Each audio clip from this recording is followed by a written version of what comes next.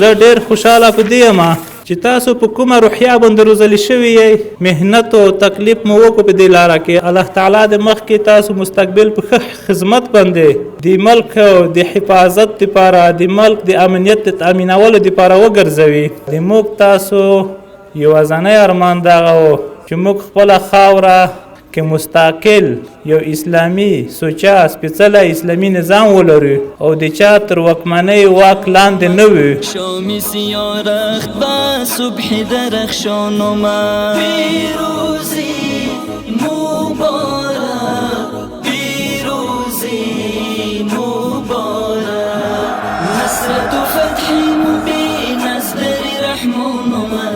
شامی سیارخت و صبح درخشان آمد، شامی سیارخت و صبح درخشان آمد.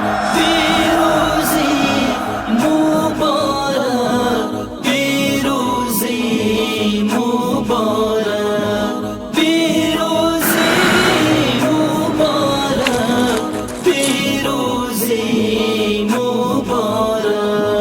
قافله سالار کفر امریکایی اهریمن، قافله سالار کفر امریکایی اهریمن، خار و زبون شرمسار ذلتی دونان آمد. شامی سیارخت و صبح درخشان آمد، شامی سیارخت و صبح درخشان آمد.